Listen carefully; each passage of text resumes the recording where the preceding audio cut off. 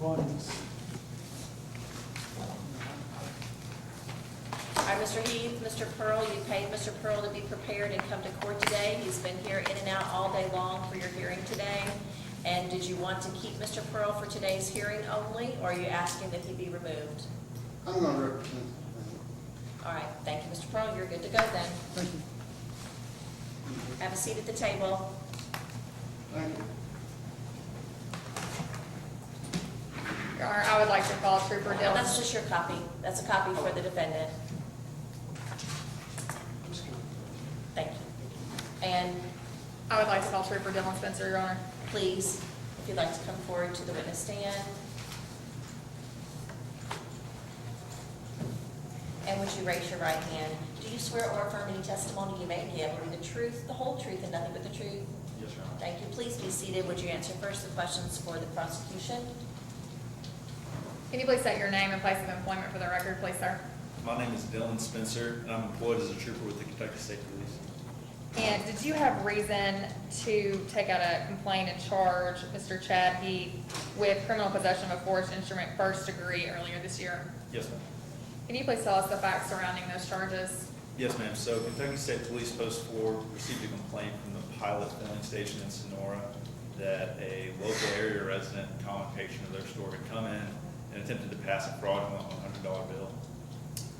I responded out there, and while I was en route, they had spoke with the individual who had attempted to pass it. They asked him to leave his name and a phone number so the law enforcement could contact him. That individual gave his name as Chad Heath and left a phone number which he claimed to be his own, however, was later found to be a fraudulent, fake phone number that was not associated with him. I responded out there, I spoke with the manager and the cashier. They both positively identified Mr. Heath as that individual is sitting right there. They have seen him before and dealt with him before. They showed me the fake $100 bill, the counterfeit, and confirmed that it was counterfeit. It felt as if it was some kind of stock printer paper. At that point, I attempted to call the phone number that was left. It, of course, went to nothing.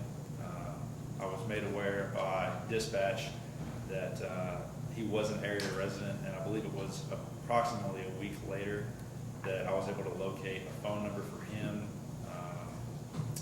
Called and left a message. It had a voicemail that was him leaving a greeting tone for a voicemail. I advised him to come speak with me at Kentucky State Police Post 4. I believe about a week went by and he had not responded to that message. At that point, I went to a residence where he's known to stay at, spoke with that subject's mother. I asked her about the original phone number that had been left by him when he attempted to pass the bill. She said that she did not recognize it. I asked when he would be back, and she stated that he would be back shortly, and I asked her to have him come to Kentucky State Police Post 4 and speak with me. And later that evening, I believe he did come speak with me and interviewed him. We spoke regarding the incident. He said that he did remember the incident where he had attempted to purchase some tobacco products and gasoline with that bill. He stated that he was not aware that it was fake.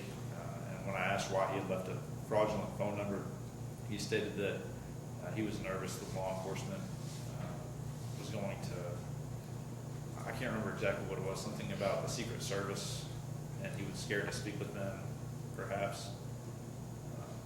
At that point, I can't recall what else really is in my case here. It's been a few months. No, you're good. So you verified his identification through ID once you had him at the police station. How all did you verify his identification? I believe he had an ID when he arrived at Post 4. And his mother confirmed his identity as well. Yes, ma'am.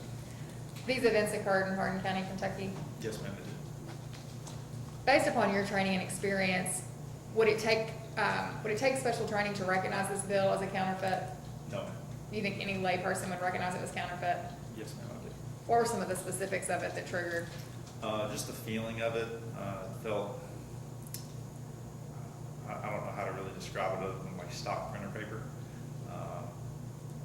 The coloring on it was okay, but just by feel, it didn't feel anything like a normal bill.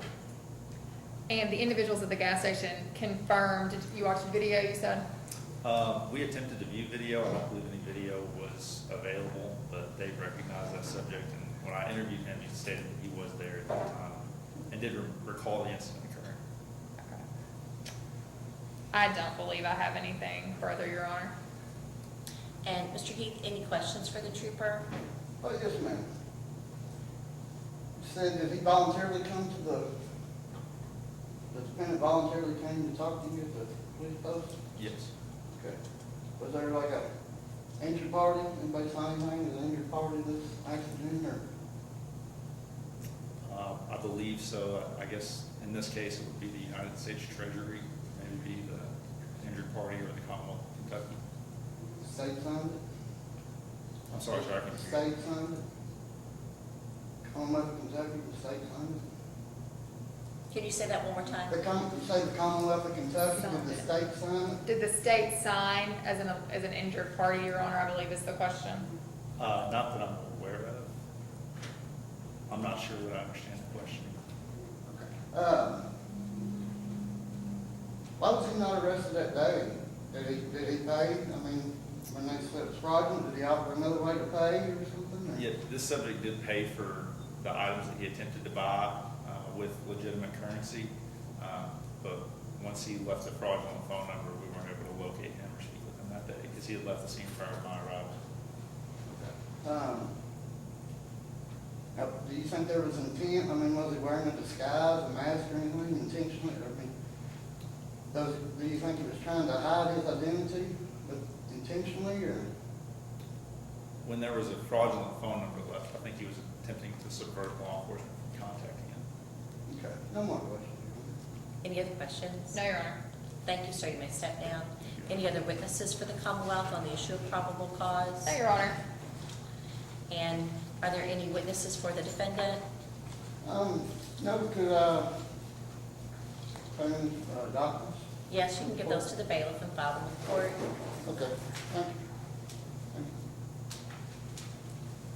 And what is the request of the Commonwealth? They ask that you found probable cause, Your Honor, and send the charge to the grand jury for their consideration. And on behalf of the defendant, what is the argument? Just a minute. No, there is no argument. All right. Based upon the testimony that's been given to the court, we're going to make a finding of probable cause. The defendant has faithfully appeared in court today and has waited all day to make sure that the hearing was held, so the bond is allowed to remain the same, and we will let the grand jury make the decision about what happens next. And so the grand jury will look at the charges and decide whether or not they think these are felonies or not. If they think they're felonies, they'll send it to circuit court. If they only want to charge on a misdemeanor, they'll send it back here to district court. If they say there is no true bill, then the charges will be dismissed, and we'll leave it to the grand jury to make that decision. We'll let the defendant know, thank you. Thank you. Thank you all. You're good to go. You can release your officers. Yes. Trooper Spencer, you're good to go. Thank you. Mr. Heath, I just want to make sure. Mr. Heath, did you want the original of the birth certificate back and we'll keep a copy, or do you want this? Okay, thank you, sir.